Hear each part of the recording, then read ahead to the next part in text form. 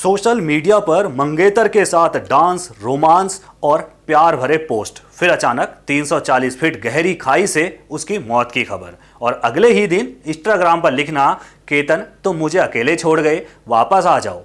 पहली नज़र में ये एक दर्दनाक हादसा लगा, लेकिन जब पुणे पुलिस ने इसकी परतों को खोला तो पीछे खड़ी थी एक ऐसी खौफनाक साजिश जिसने पूरे देश को हिलाकर रख दिया। इस वीडियो को आखिर तक जरूर देखिएगा, क्योंकि आज हम इस रिपोर्ट में आपको इस हाई प्रोफाइल मर्डर केस की वो बिखरी कड़ियां जोड़कर बताएंगे कि कैसे 17 करोड़ की शादी और 2 चार्टर्ड प्लेन की बुकिंग के बीच एक मंगेतर ने अपने बॉयफ्रेंड के साथ मिलकर इस पूरी वारदात को अंजाम दिया। हम बताएंगे वो 4 बड़े सुराग जिन्होंने पुलिस के सामने सच का शीशा साफ कर दिया, और जानेंगे कि सिया ने शादी से मना करने की जगह सीधे हत्या का रास्ता क्यों चुन लिया। चलिए जानते हैं पूरा सच। तारीख थी 18 जून 2026। सुबह के करीब 10 बजे पुणे से 64 किलोमीटर दूर ऐतिहासिक लोहगढ़ किले की चोटी से एक चीख गूंजती है। वहां मौजूद 20 साल की सिया गोयल भागते हुए गार्ड्स के पास पहुंचती है और रोते हुए बताती है कि उसका मंगेतर केतन अग्रवाल पैर फिसलने की वजह से खाई में गिर गया है। अगले दिन यानी 19 जून को पुलिस को 340 फीट गहरी खाई से केतन का शव मिलता है। लोनावाला ग्रामीण पुलिस इसे एक एक्सीडेंट मानकर रिपोर्ट दर्ज करती है और 20 जून को केतन का अंतिम संस्कार भी हो जाता है। सबको लगा कि कहानी खत्म हो गई, लेकिन असली ट्विस्ट आना अभी बाकी था। केतन की मौत के बाद पुलिस को 4 ऐसे सुराग मिले जिसने एक्सीडेंट की इस थ्योरी की धज्जियां उड़ा दी हैं। पहला सुराग, हाव भाव में बदलाव। 21 जून को सिया केतन के घर पहुंची। जब केतन की बहन ने पूछा भाई कैसे गिरा, तो सिया घबरा गई, उसके हाव भाव बदल गए। केतन एक बेहतरीन ट्रेकर था, इसलिए उसकी बहन और पिता विशाल अग्रवाल को शक हुआ और उन्होंने पुलिस से शिकायत दर्ज कराई। दूसरा सुराग, हुड्डी वाला रहस्यमय शख्स। पुलिस ने जब लोहगढ़ किले के सीसीटीवी फुटेज खंगाले तो कड़कड़ाती गर्मी में किले की सीढ़ियों पर एक लड़का हुडी पहने अपना चेहरा छुपाता हुआ केतन और सिया के आसपास मंडराता दिखा। तीसरा सुराग है 2000 से ज्यादा कॉल्स। जब पुलिस ने सिया की कॉल डिटेल्स निकाली तो होश उड़ गए। जनवरी से लेकर हत्या के दिन सुबह 7 बजे तक सिया ने एक ही नंबर पर 2004 बार कॉल की थी और करीब 338 घंटे बातचीत हुई थी। ये नंबर पुणे के ही एक बिजनेसमैन के बेटे चेतन चौधरी का था। चेतन चौधरी सिया का बॉयफ्रेंड था। चौथा सुराग, सातिर इंटरनेट गेम। हत्या वाले दिन यानी 18 जून को चेतन का इंटरनेट पूरी तरह बंद था। उसने ऑफिस में अपनी मौजूदगी दिखाई थी, लेकिन पुलिस जांच में पता चला कि चेतन अपने ऑफिस से एक कर्मचारी नीरज का फोन लेकर लोहगढ़ किला पहुंचा हुआ था ताकि उसकी खुद की लोकेशन ट्रेस ना हो सके। यानी कि उसने अपना फोन अपने ऑफिस में रखा, नेट बंद करके रखा, अपने दोस्त का फोन लेकर जो है वो वारदात वाली जगह पर पहुंच जाता है। पुलिस पूछताछ और रिमांड में जो सच सामने आया वो किसी थ्रिलर फिल्म जैसा है। सिया ने केतन को मारने की एक नहीं बल्कि 3 बार कोशिश की थी। 31 मई पहला आइडिया था। सगाई के बाद जब केतन सिया को लोहगढ़ किले पर ट्रेकिंग के लिए ले गया था तो वहां चोटी पर खतरनाक मोड़ देखकर सिया के दिमाग में पहली बार उसे धक्का देकर मारने का आइडिया आया। फिर आया 6 जून, पासपोर्ट कांड हुआ। केतन ने सिया और परिवार के साथ बाली यानी कि इंडोनेशिया जाने का प्लान बनाया था। सिया बाली नहीं जाना चाहती थी, इसलिए उसने रास्ते के एक रेस्टोरेंट के वॉशरूम में ले जाकर केतन का पासपोर्ट जो है फाड़कर फ्लश कर दिया ताकि ट्रिप कैंसिल हो जाए।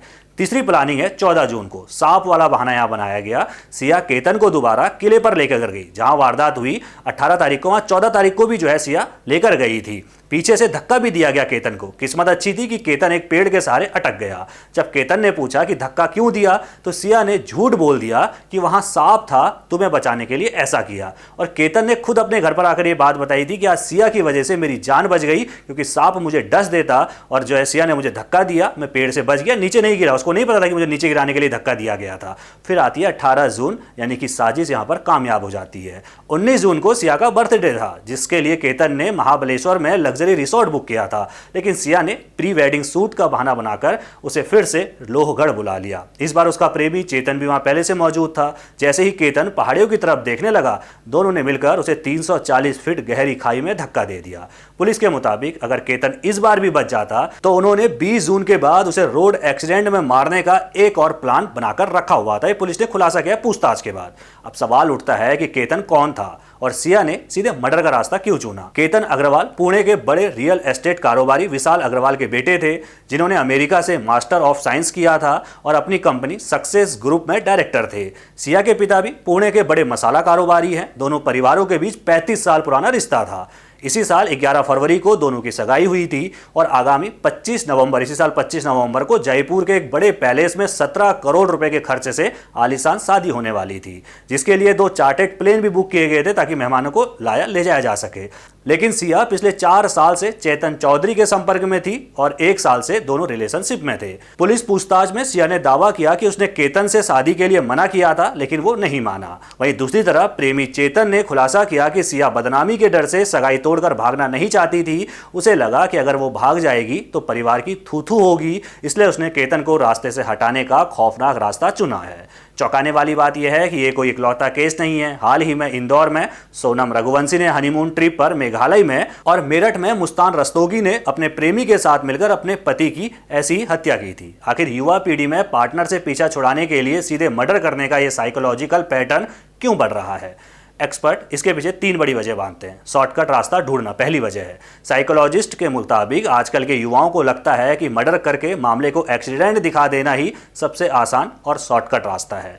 वो इसके दूरगामी परिणामों के बारे में नहीं सोचते हैं। बदनामी का डर और पुराना ट्रॉमा, ये दूसरा जो है वो वजह है। कई बार समाज में बदनामी का डर इतना हावी हो जाता है कि लोग सच बोलने की हिम्मत नहीं जुटा पाते और खुद की पहचान बनाए रखने के लिए अपराध कर बैठते हैं। तीसरा है तुरंत सजा देने की मानसिकता। इमोशनल मैच्योरिटी की कमी के कारण लोगों को लगता है कि हिंसा से वे अपनी समस्या का तुरंत अंत कर रहे हैं, जिससे उन्हें एक झूठी संतुष्टि मिलती है। फिलहाल कोर्ट ने आरोपी मंगेतर सिया गोयल और उसके प्रेमी चेतन चौधरी को 7 दिन की पुलिस रिमांड पर भेज दिया है। पुलिस चेतन के कर्मचारी नीरज को भी हिरासत में लेकर पूछताछ कर रही है, जिसका फोन वारदात में इस्तेमाल हुआ था। प्यार, धोखा, साजिश और मर्डर की इस खौफनाक दास्तान ने एक हंसते खेलते परिवार के चिराग को हमेशा के लिए बुझा दिया। बदनामी के जिस डर से बचने के लिए सिया ने केतन की हत्या की, आज वही बदनामी और कानून के शिकंजे ने उसकी पूरी जिंदगी सलाखों के पीछे धकेल दी है। इस हैरान कर देने वाले केस और रिश्तों में आती इस कड़वाहट पर आपकी क्या राय है? कमेंट करके जरूर बताइएगा। बाकी देश दुनिया की सभी खबरों को पहले पाने के लिए बेल आइकन दबाना बिल्कुल ना भूलिएगा।